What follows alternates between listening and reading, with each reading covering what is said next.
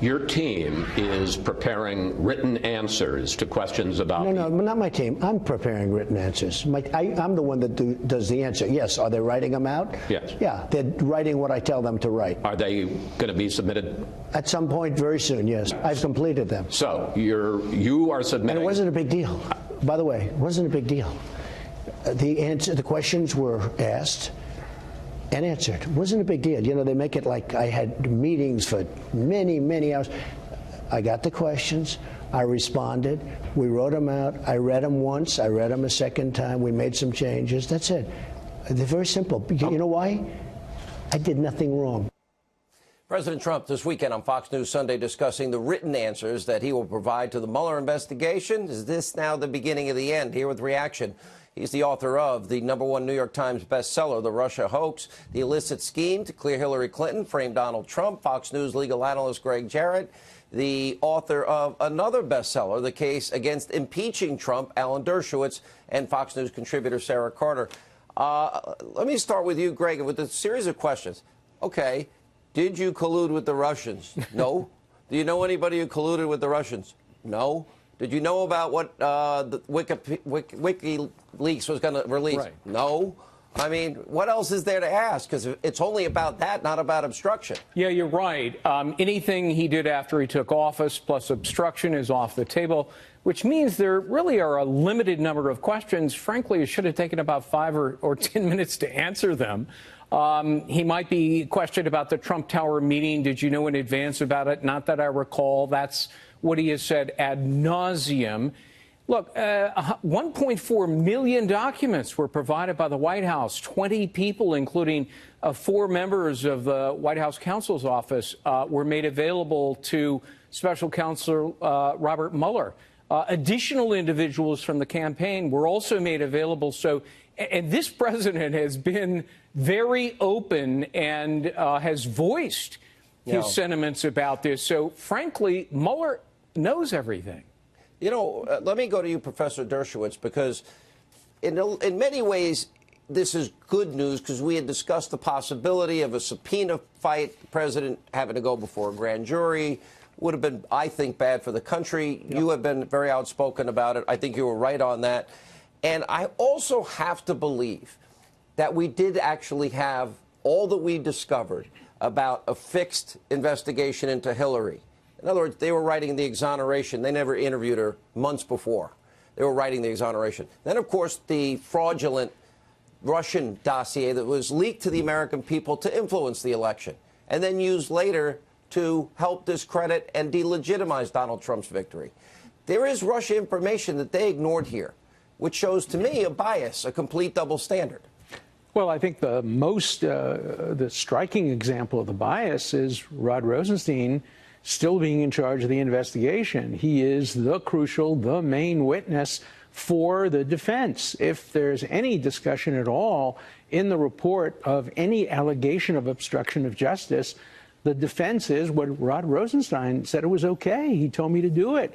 It was his idea. He wrote the memo. How can you both be in charge of the investigation and the main witness for the defense? As far as the written questions are concerned, what I think is going to happen once the questions are submitted is the Mueller team will go through them with a fine-tooth comb and see if there's any contradictions to anything said by any of the witnesses, because the whole purpose of having him answer questions, whether orally or in writing, is a perjury trap.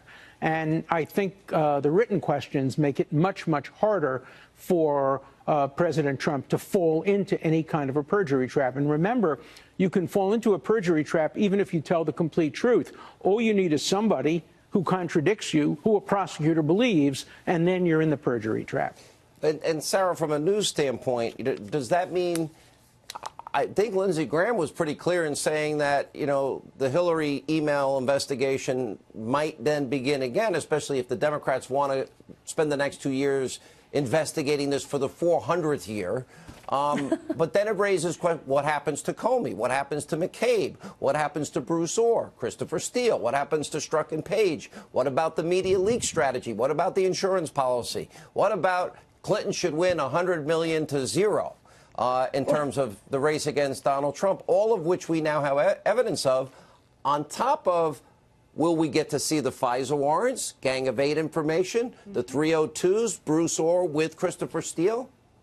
Well, and now there's a fourth bucket that Devin Nunes has talked about. You know, he's going to be wrapping up his chairmanship, and he's talked about a set of emails, basically a set of emails that prove that people within the FBI and DOJ knowingly withheld information from the FISA courts. So this is very important. Not only do we, and I think America wants to see transparency here with the FISA warrant, the Foreign Intelligence Surveillance warrant, the Bruce Orr interviews, those 302s that you mentioned, Sean, as well as the Gang of Eight notebook. But now there is a fourth bucket. And not only that, I don't think that they're going to back away. I truly believe that all of the evidence that's come out over the last 2 years, particularly directed at the FBI and DOJ, those senior level officials, as well as Hillary Clinton, as well as the information we found out about Stefan Halper, you know, the professor, and working with, you know, basically with the FBI, and Bruce Orr, basically being the back. And George Papadopoulos. Yeah, absolutely. This is all going to move forward. Professor, let me ask you, because I think this is really, really important.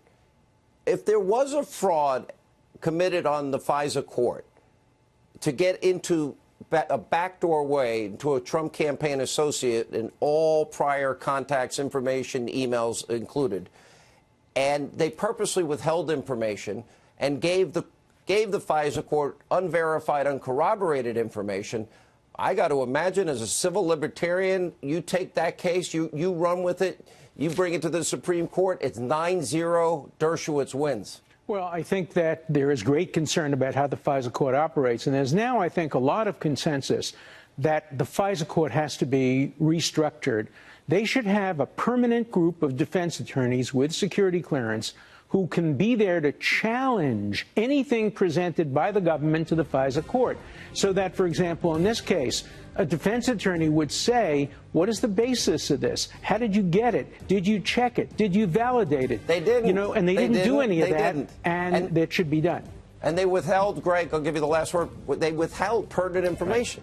It's a fraud on the court to conceal evidence and deceive the judges. And the tragedy here is that there were never any hearings by the FISA judges. They simply accepted as truthful from the FBI and the Department of Justice that which wasn't truthful. So is it going to be that they're going to probably land this airplane in a way that they hope, Sarah, that the investigations into the deep state end? Is that their hope? That they want prosecutorial discretion applied everywhere? I think so. I think that is their hope. And I think we have a lot more coming in the future, Sean. I know there's a lot more information out there and indictments on the way. Well, I'll tell you, the great news is that conservatives are becoming civil libertarians now because the ACLU is dead in the water. I've always been a civil libertarian for the last 20 years. So I think that's very important.